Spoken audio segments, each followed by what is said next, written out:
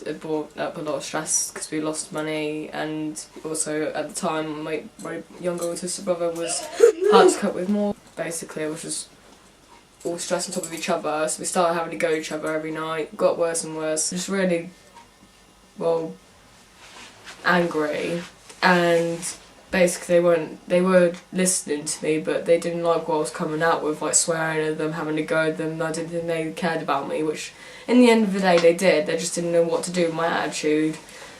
So then I packed my stuff, and they didn't know what I was doing. They just thought I was in my room, just like letting my temper out. And then my mum saw me with my suitcase, and she goes, "Where are you going?" And I go, "I'm living with a different family, I'm not telling you where I'm going." And she was telling me not to, saying, "Please don't go, we don't want you to." But then in the end I just slammed the door on her, and it was raining unfortunately, but I was just walking to my mate's house, Bex, and that was it, just left.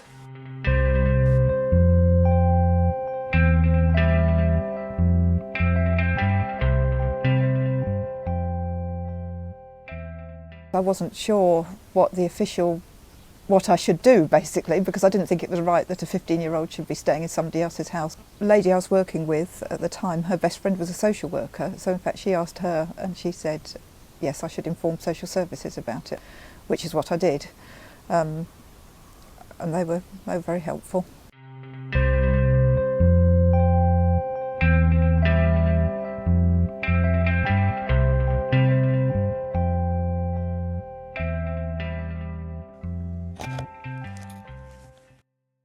It's important for local authorities to know about those arrangements, because there have been situations in the past where children have been abused within these relationships, although it's important to stress that a majority of the private fostering arrangements are very good arrangements and positive arrangements.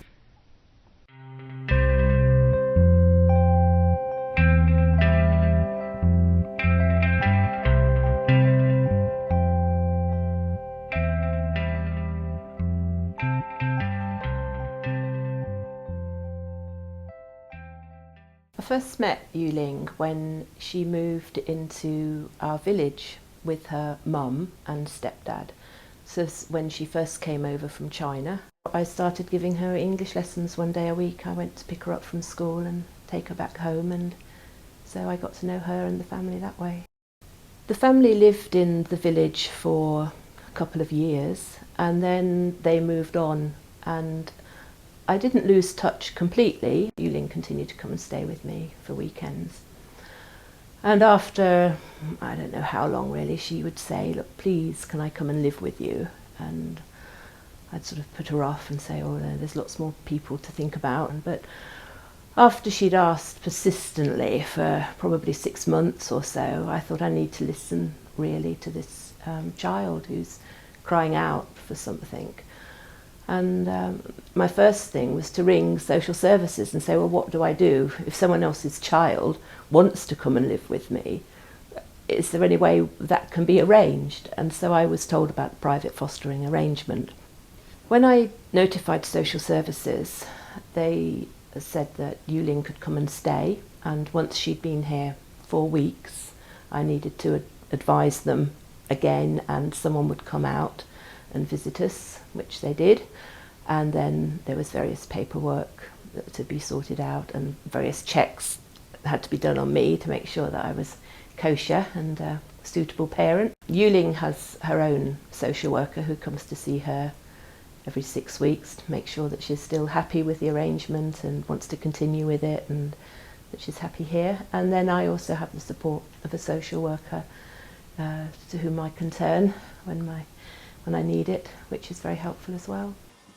I was advised by the social worker that I could apply for child benefit, which I did, and then that was the gateway to me also getting child tax credit.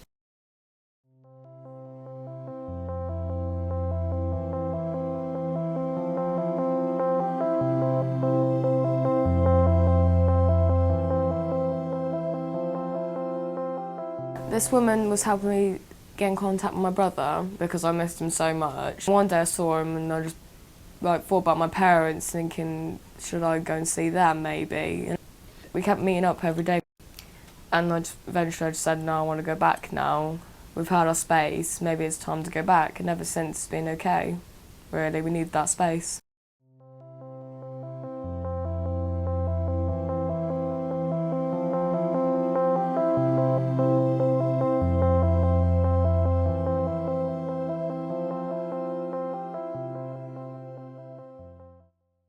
Well, lots of different types of children and young people are privately fostered. At one extreme, we have children who have been trafficked into the UK, perhaps for the purposes of domestic slavery. At the other extreme, you may have children, young people who, for whatever reason, are unable to live with their families. Perhaps there's been a family row, perhaps there are real problems at home, and the child's gone to live with a family friend. Also, children, for example, living for more than 28 days in a language school. It's really important that professionals know about private fostering because you may come across it in the course of your work. So it's really important, for example, if you're a teacher, to ask yourself the question, if a child joins your class, say, in the middle of a year, well, do I know who this child is living with? Do I know who's picking them up every day? Have I seen any papers that confirm their identity? Just making sure that you actually do know who the children in your class are. For a health professional, similar issues, you might, perhaps if you're a GP or a nurse, see the same carer coming into the surgery with different children.